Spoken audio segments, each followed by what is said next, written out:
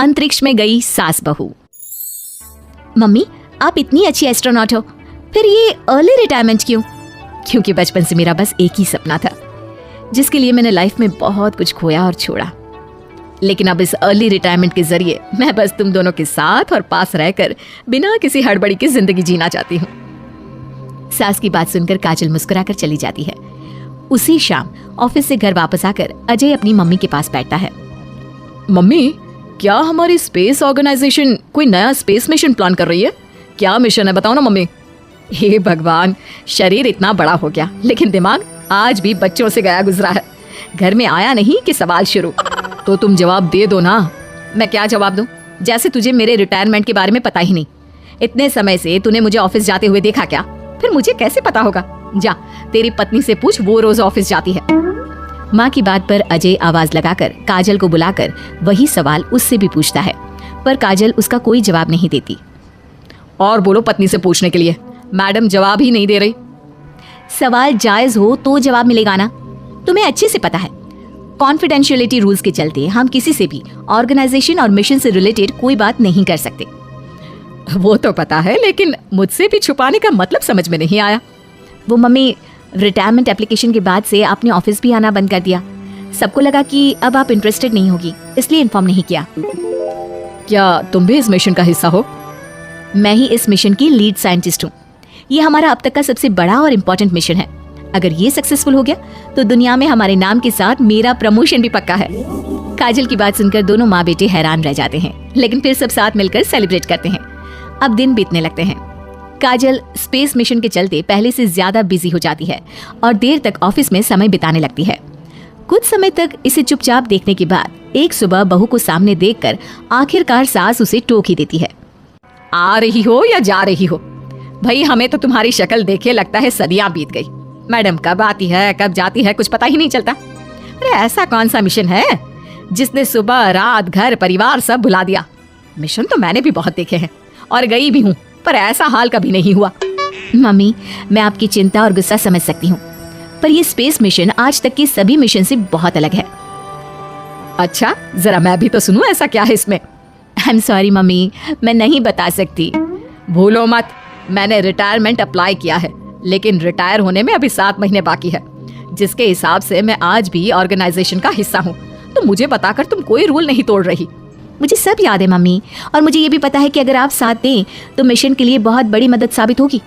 पर सीनियर्स ने रूल बनाया है कि इस मिशन की इंफॉर्मेशन सिर्फ उन्हीं के पास होगी जो इसका पार्ट है, और मुझे तो उन्होंने खास अपने पास बुलाकर ये समझाया था।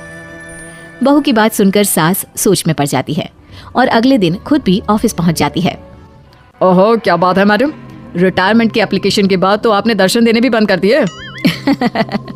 अरे सर, अगर ईद का चांद रोज निकला करता तो क्या उसका स्वागत इतने जश्न से होता?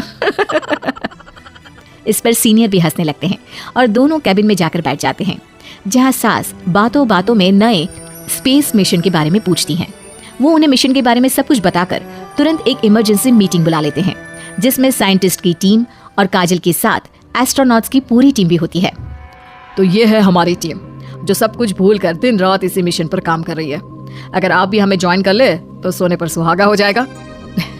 अगर आप मुझे टीम में चाहते थे तो पहले कांटेक्ट क्यों नहीं किया?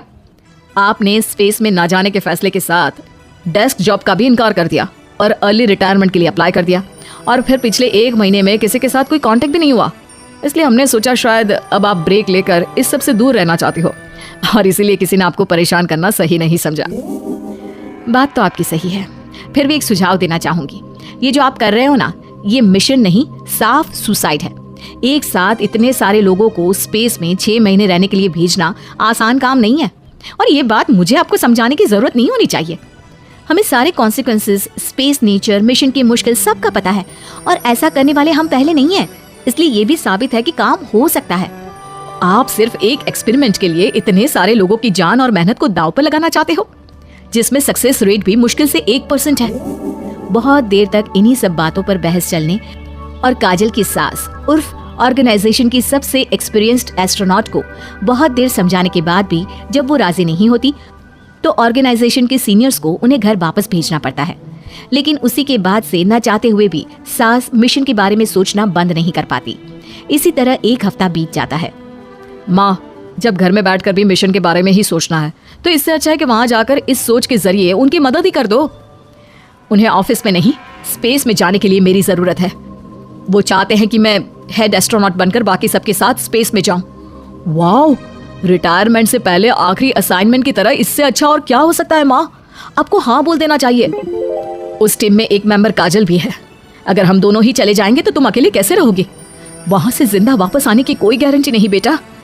अब भी हमें भेजना चाहते हो क्या? जिस दिन से आपको पहली बार स्पेस में जाते देखा है, तभी से ये डर और पॉजिटिविटी दोनों साथ लेकर जीना सीख गया हूं। आप जाओ माँ, मुझे पूरा भरोसा है आप दोनों वापस भी आओगे और देश के साथ मेरा नाम भी रोशन करोगे। बेटी की बात सुनकर माँ के अंदर हिम्मत आती है और वो एक बार फिर स्पेस ऑर्गेनाइजेशन पहुंच जाती है, जहां उसके फैसले से सब बहुत खुश होते हैं और स्पेस मिशन की तैयारी पहले से ज्यादा जोश में शुरू हो जाती है। कुछ ही समय बाद दोनों सास बहू स्पेस में पहुंच जाती हैं। आखिरकार आज मेरी साइंटिस्ट बहू एस्ट्रोनॉट भी बन गई। सिर्फ स्पेस सूट पहन लेने से कोई एस्ट्रोनॉट नहीं बन जाता। मैं साइंटिस्ट हूँ और उसी में खुश हूँ। अगर मिशन की रिक्वायरमेंट नहीं होती तो शायद कभी यहाँ आती भी नहीं। इसी तरह दिन पर दिन स्पेस की अनेक मुश्किलें और दिक्कत सहते हुए देखते ही देखते 6 महीने बीत जाते हैं और नामुमकिन को मुमकिन करके दिखाते हुए सब सही सलामत अर्थ पर वापस आ जाते हैं, जिसके बाद से दुनिया भर में ये मिशन सास बहू की अंतरिक्ष यात्रा के नाम से मशहूर हो जाता है।